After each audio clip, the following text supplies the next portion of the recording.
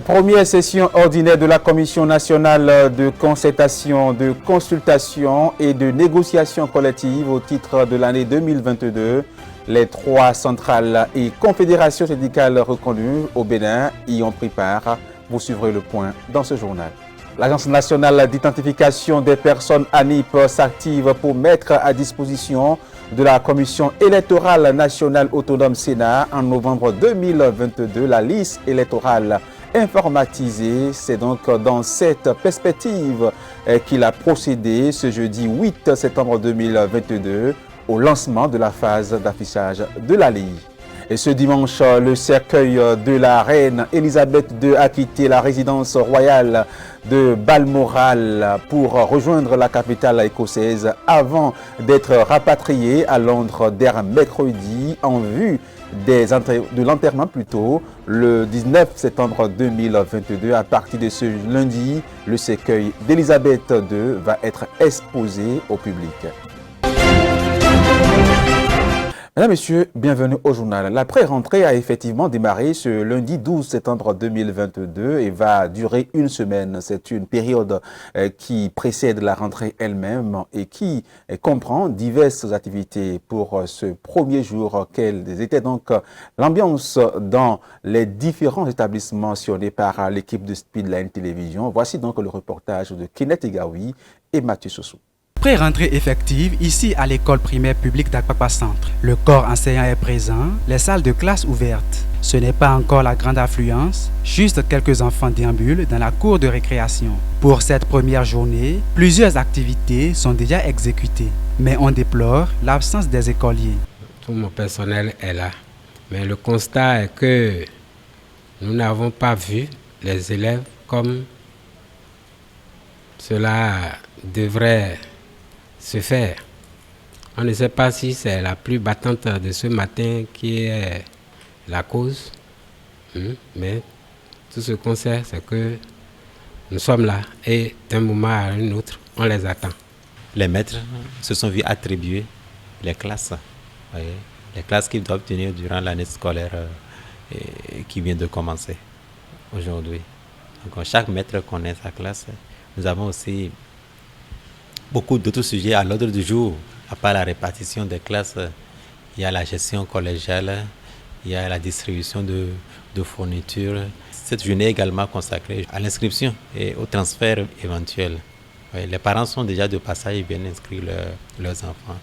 Les 4 jours restants seront consacrés à des activités de salubrité et de prise de contact entre écoliers et enseignants pour que les classes démarrent rigoureusement le 19 prochain. Avant de commencer les cours, si les enfants étaient présents aujourd'hui, normalement, on devait commencer le nettoyage de la classe, de la cour et des alentours, nettoyer les tables, les bancs, le tableau, tout, et les distribuer la liste des fournitures pour que les parents se préparent effectivement pour le lundi. Au CEG Akpakpa Centre, la pré-rentrée se déroule visiblement bien. Professeurs et enseignants sont présents sur la cour. Des listes d'apprenants sont affichées ça et là. Les responsables de l'établissement sont aussi présents, mais personne n'a encore le temps de répondre à la presse. Cette pré-rentrée se poursuit jusqu'à vendredi prochain. Le système éducatif béninois connaît depuis 2016 des réformes sur le plan organisationnel et la main-d'œuvre également. Quel enseignement adapté pour le développement du pays? Qu'en est-il de la pédagogie des enseignants? La réponse dans ce reportage de Romaric Tossard et Jean Lobo. Des réformes dans le système éducatif béninois, les 3 ordres de l'enseignement en connaissent depuis plusieurs années. Pour un avenir meilleur du Bénin, le président Talon affirme sa détermination à promouvoir l'enseignement technique et professionnel au profit des jeunes. C'est à saluer par les parents. Et je crois que ça permet une bonne orientation des enfants parce qu'il y a des talents cachés. L'érection des lycées de formation professionnelle, que l'État décide d'ériger ci et là dans les départements, c'est à saluer par les parents parce que ça permet une bonne orientation des enseignants, des apprenants, et ça permet aux apprenants de sortir et de s'autonomiser. Parents d'élèves, je leur dirais, il n'est pas question seulement de mettre l'enfant à l'école, de lui acheter les fournitures, mais il faut de temps en temps aller dans son école, s'imprégner non seulement de la discipline que cet enfant-là affiche dans l'école, et également du rendement scolaire de cet enfant, pour savoir s'il faut changer de fusil d'épaule en pleine année, au lieu d'attendre la fin de l'année scolaire pour dire mon enfant n'a pas travaillé, ou bien c'est l'école qui n'a pas travaillé, il faut changer d'école à mon enfant, il faut changer d'enseignant à mon enfant, ainsi de suite. Il vaut mieux, en pleine année scolaire, investiguer sur tout ça. Déployer au maximum d'enseignants dans nos écoles, oui. Mais l'autre chose est de garantir aux apprenants le bon savoir. Pour ce faire, la bonne pédagogie s'impose. La plupart des enseignants aujourd'hui sont sans formation initiale. Nous avons par exemple les promotions 2012, 2014 et 2016 par exemple, qui sont recrutés sur des diplômes académiques, les licences et les maîtrises, qui sont là, qui exercent déjà en plein et qui n'ont pas de formation initiale. Ils savent pas ce qu'on appelle le normal, ils savent pas ce qu'on enseigne, pas outillés pour faire le travail. Et les enfants qui forment comme ça, en griffe au rabais, c'est-à-dire ils n'ont pas les débats qu'il faut pour le travail, mais ils le font comme ça, c'est pour des hommes en enseignant. C'est un mal. Un enfant qui m'a fait le CI aujourd'hui, il a fait le 6e aujourd'hui, avec un enseignant qui n'est pas bien formé, qui l'a fermé au rabais, la formation manquée là, ne pourra pas le rattraper. Il a sera ici pour lui, et le format d'aujourd'hui, des cadres d'aujourd'hui qui demain, on prend la relève, qui sont présidents, qui seront ministres, députés, c'est eux qui vont gouverner le pays. Il faut vraiment que les enseignants soient bien outillés pédagogiquement pour bien faire le travail. Le régime actuel fait beaucoup, mais tant qu'il reste à faire, dit-on, rien n'est fait. Je n'oserais pas dire que rien n'est fait, mais je dirais qu'il faut que le gouvernement multiplie ses ardeurs financières pour que les enseignants soient satisfaits, que les infrastructures sortent de terre pour qu'on ne dise plus il n'y a pas de classe pour les enfants, les apprenants, il n'y a pas d'enseignants. Donc ils sont à pied d'eux pour les AME, mais il faut qu'ils redoublent d'ardeur pour qu'il y ait davantage d'enseignants. Pour ces acteurs, l'école béninoise se porte de plus en plus mieux. La concrétisation du reste des réformes est vivement souhaitée. Le ministre romain des Infrastructures s'est rendu sur l'axe routier Niki-Ndali où des difficultés ont été enregistrées ces derniers jours à cause des pluies diluviennes. Il est allé constater l'avancement des travaux de réflexion. Il a également profité pour annoncer la reconstruction imminente de la route Ndali-Niki. Suivons ici un extrait de sa déclaration. Le lundi 15 août dernier, nous avons enregistré les premières difficultés au niveau de l'ouvrage situé au PK 77, un peu avant Chikandou, où la rampe d'accès à l'ouvrage s'est effondrée. Et donc nous nous sommes mobilisés avec la direction générale de la CIRAT, la direction générale des infrastructures de transport, appuyée par l'entreprise Sogia Satom. Et donc nous avons très rapidement rétabli la circulation au niveau de Chikandou. Dès le 16 déjà, la circulation était déjà rétablie. Et nous en étions là quand, le vendredi 26 août, nous avons enregistré l'effondrement de cet ouvrage. L'ouvrage situé au PK 43 plus 300. Nous avons mobilisé les mêmes brigades, l'entreprise Sogia Satom, la direction générale des infrastructures de transport, la CIRAT, pour, dans un premier temps, rétablir la circulation. Et comme vous le voyez bien, l'entreprise est à pied d'œuvre. Sauf que ici, il s'agit d'une intervention dans une zone où nous avons un sol amorphe qui ne facilite pas les choses. Mais je crois que d'ici quelques jours, nous allons pouvoir rétablir cette circulation. Et nous avons dévié le trafic par Perere, de Biro Perere et puis de Perere à Niki. Mais là également, c'est une route en terre qui a connu des difficultés. Donc nous sommes totalement mobilisés. Le vendredi 2 septembre dernier, nous avons enregistré une alerte. Cette fois-ci, c'est une alerte, c'est une menace. Et au niveau de l'ouvrage au PK 35 que nous avons visité tout à l'heure. Et nous sommes encore déjà en train de prendre les dispositions pour juguler la situation. Je vais profiter pour dire que c'est un vaste programme qui est engagé dans la région. Nous allons, dans les semaines à venir, la procédure de contractualisation est allée déjà à son terme, engager la réhabilitation de la route Parakou-Berouboué. C'est une section de la route nationale inter-État numéro 2. Et comme vous le savez, nous avons déjà engagé la section Berouboué-Malanville. Maintenant, nous engageons, je parle de semaines à venir, donc la contractualisation est déjà à son terme. Je dois annoncer aux populations, les maires sont ici présents, le gouvernement s'attelle à engager la construction de la route Niki-Kalale. L'aménagement et le bitumage de Niki-Kalale. Il y a Kota Kwande que nous allons commencer là également. La contractualisation est très avancée, donc bientôt nous irons lancer les travaux de Kota Kwande. Il y a une route qui fait l'objet de préoccupations actuelles et le chef de l'État nous a instruit pour la mettre également en chantier le plus tôt possible. C'est Guéné Karimama. Je voudrais dire aux populations que le chef de l'État est parfaitement au courant de la situation des infrastructures routières dans la zone et les dispositions sont prises pour que bientôt tout ça soit conjugué au passé. Au total, dans un proche avenir, ce serait un ensemble de 335 km de routes qui seront impactés. Quand je dis impactés, ça veut dire que aménagement et bitumage ou reconstruction complète comme c'est le cas ici. Je l'annonçais dans les titres, première session ordinaire de la Commission nationale de concertation, de consultation et de négociation collective au titre de l'année 2022. Les 3 centrales et confédérations syndicales reconnues au Bénin y ont pris part. C'est à Cotonou, à la salle Colline de l'Infosec. Romaric Dossa pour le point.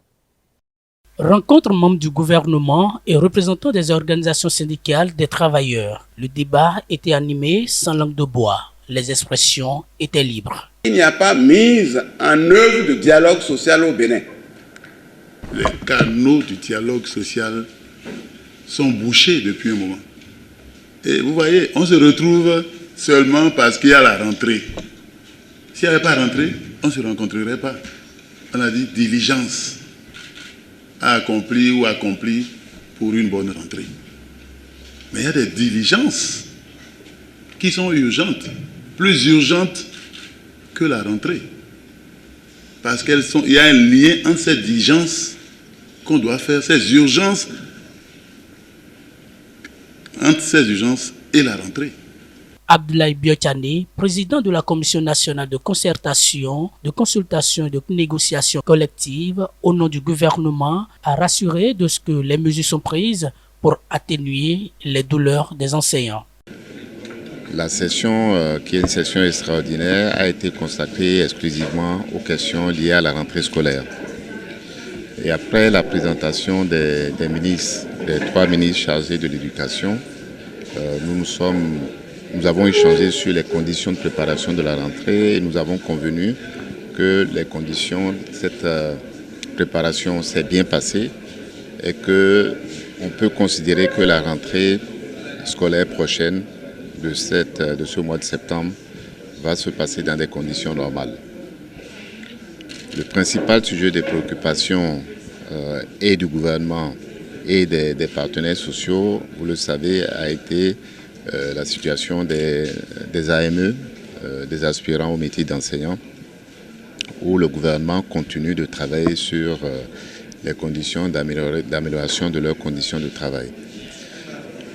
Le gouvernement a annoncé à la session qu'en attendant que des décisions soient prises d'ici quelques semaines, pour faciliter la reprise des classes par les AME, une avance de salaire d'1 mois de salaire leur sera accordée dès ce mois de septembre. Et je crois que ça a été bien accepté et bien perçu par les centrales syndicales qui étaient à la réunion. D'autres réformes sont également entreprises par le gouvernement en vue d'une année scolaire et universitaire paisible. Vendredi dernier, le Fonds national de développement agricole a procédé à la signature des conventions de subventions octroyées aux promoteurs agricoles retenus au titre de l'exercice 2022. C'était donc au cours d'une cérémonie qui a connu la présence de plusieurs acteurs de la chaîne agricole ainsi que des ministres de l'Agriculture et des petites et moyennes entreprises. Reportage. Cette cérémonie est le couronnement de l'appel à projet lancé en avril dernier par le FNDA. Il est relatif aux subventions des initiatives agricoles au profit des organisations professionnelles agricoles et les petites et moyennes entreprises. Nous avons ciblé 8 filières, à savoir le manioc, le riz, le maïs, le soja, le maraîchage, la pisciculture, la mangue et puis la viande et lait.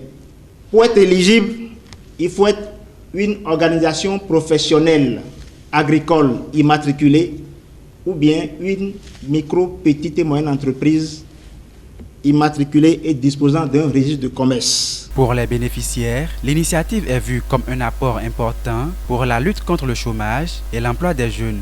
Nous, bénéficiaires, étant conscients de l'importance et de la rigueur que le chef de l'État, M. Patrice Talon, met dans la bonne gestion des ressources, devant servir à impacter positivement la communauté béninoise, tant sur le plan social qu'économique, nous promettons d'utiliser nos subventions pour des investissements prévus pour le rayonnement de nos entreprises et la revitalisation de l'industrie agricole béninoise.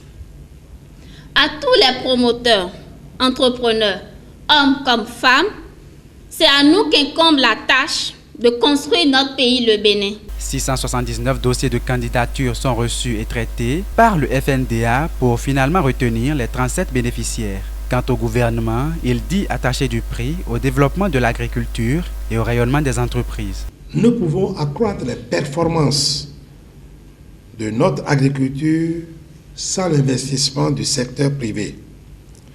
Et c'est à ce titre que le gouvernement du président Patrice Talon a donné une nouvelle orientation et des moyens conséquents au Fonds national de développement agricole pour bien jouer ce rôle.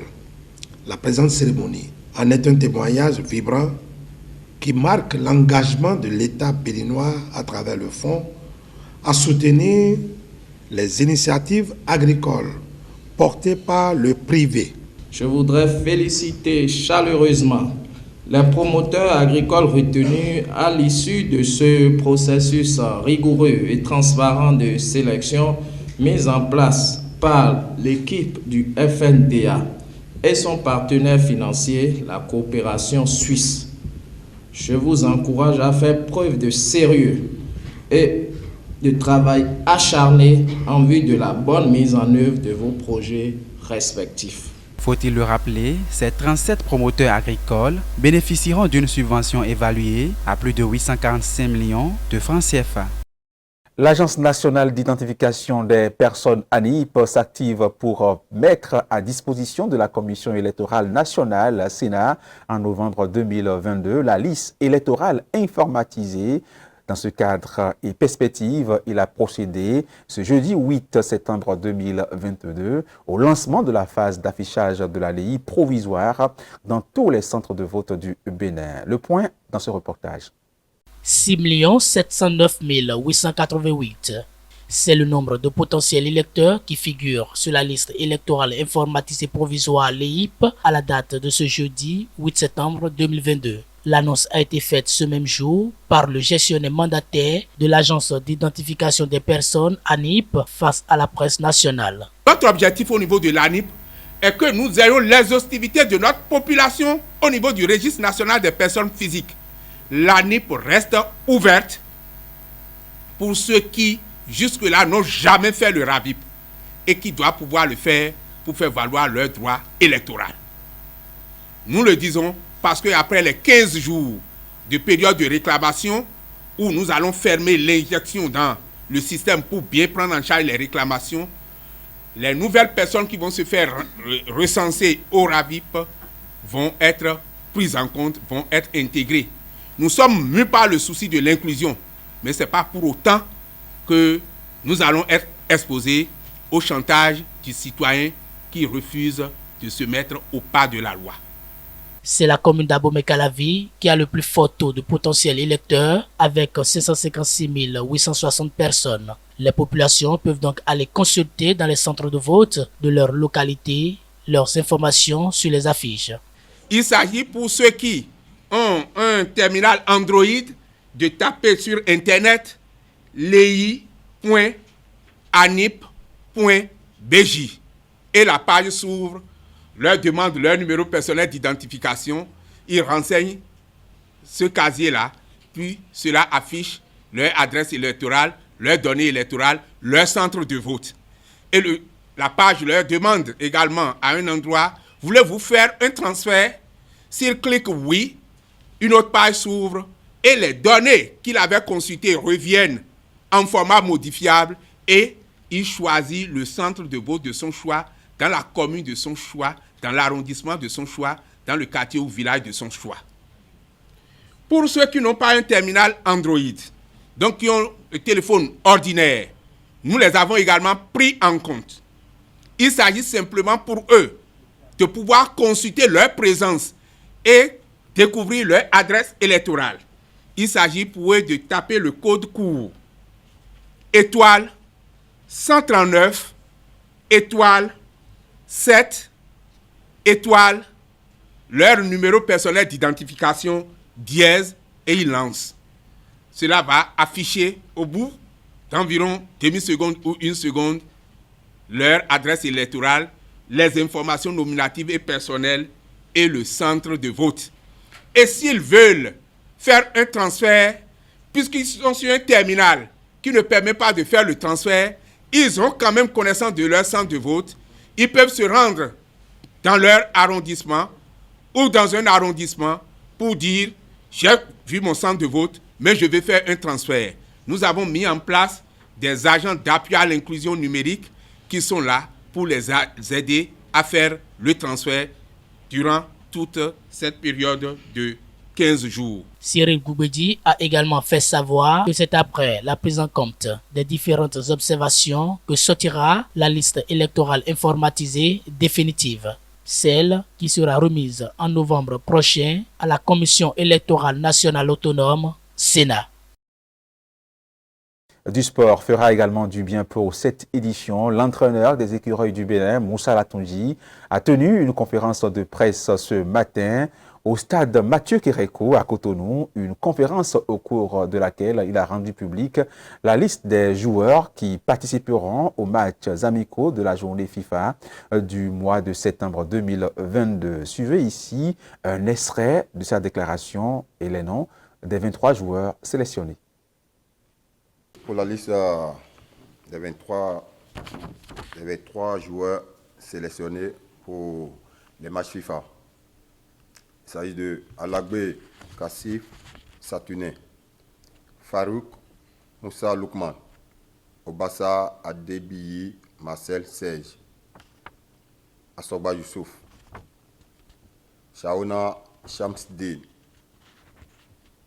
Bemaïtor Florentin Segla, Moutondi Cédric, Kiki David, Roche Yohan, Tidjani Mohamed, Vedon Olivier, Adeouti Jordan, Bawa Salim, Aklenvi Matteo, Dameda Sessi, Olaitan Junior, Sesseyon Stéphane, Aguemon Yannick, Akinyola Samson, Chibozo Ange Jésus, Dossou Jodel, Soukou Sebio et Tossin Ayegoun.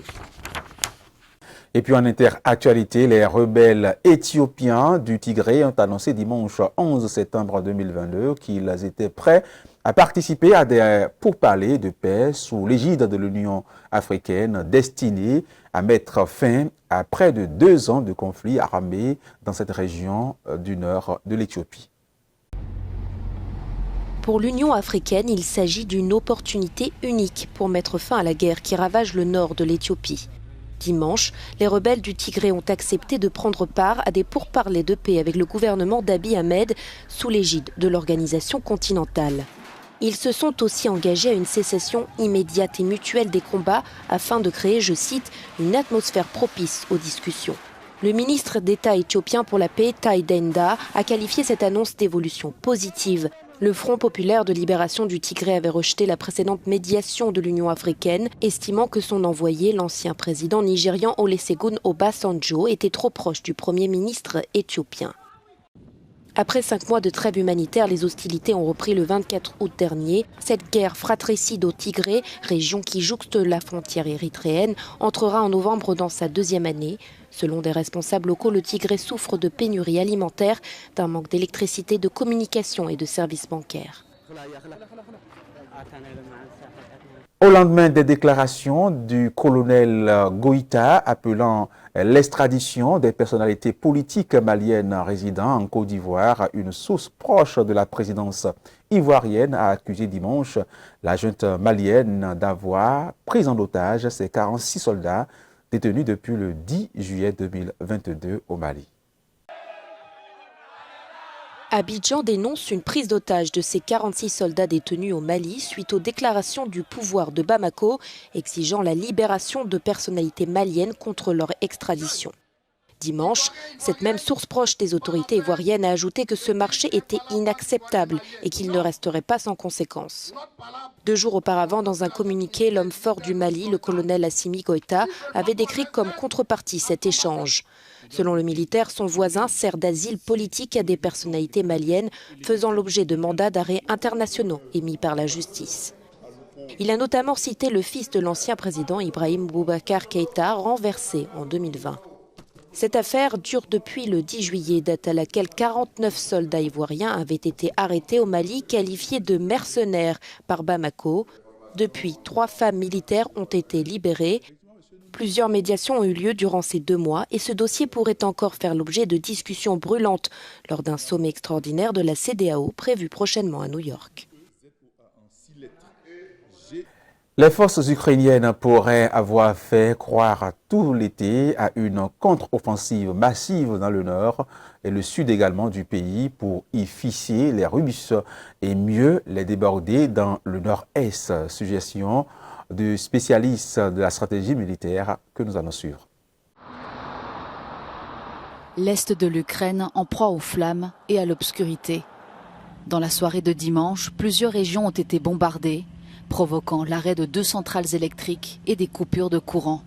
Des attaques causées par les Russes, selon le président Volodymyr Zelensky. Les Russes restent des terroristes et attaquent des infrastructures essentielles, pas des installations militaires. Le but est de priver les gens de lumière et de chaleur. Kiev accuse les forces russes de frapper les infrastructures énergétiques en représailles à leur défaite sur le champ de bataille. Car depuis le début de la contre-offensive lancée au début du mois, l'armée ukrainienne affirme avoir repris 3000 km² de territoire.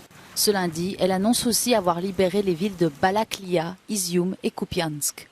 Selon les autorités de la région russe de Belgorod, frontalière de l'Ukraine, des milliers de personnes auraient fui Kharkiv vers la Russie au cours des dernières 24 heures.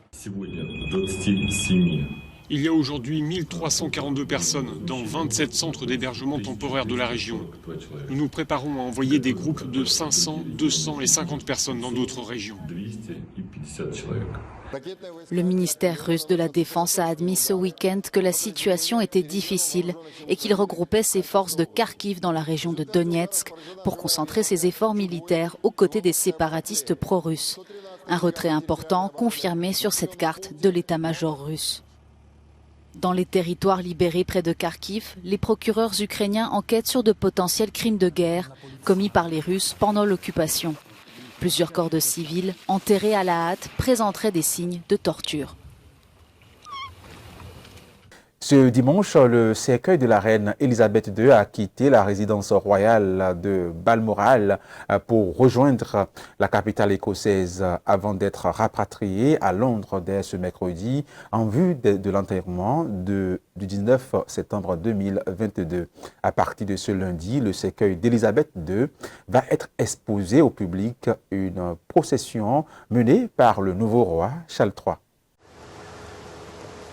Les cérémonies d'adieu à la reine se poursuivent au Royaume-Uni. À partir de ce lundi, le cercueil d'Elisabeth II va être exposé au public.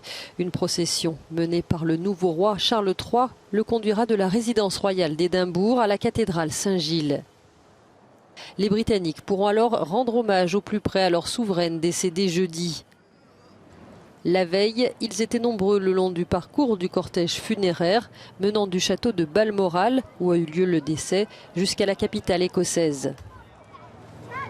Parmi la foule figurait la première ministre écossaise, Nicola Sturgeon, qui aura sa première audience avec le nouveau monarque dans la journée. Mardi, les regards se tourneront vers le palais de Buckingham à Londres, où le public continue de déposer fleurs et messages en mémoire de celle qui a régné plus de 70 ans sur le pays. Le cercueil d'Elisabeth II y sera de nouveau exposé publiquement jusqu'à la journée de funérailles nationales, le 19 septembre prochain. En attendant, le tout nouveau roi de 73 ans s'installe dans ses fonctions. Charles a donné sa première réception officielle en recevant les représentants des royaumes du Commonwealth, dont il est désormais également le nouveau monarque.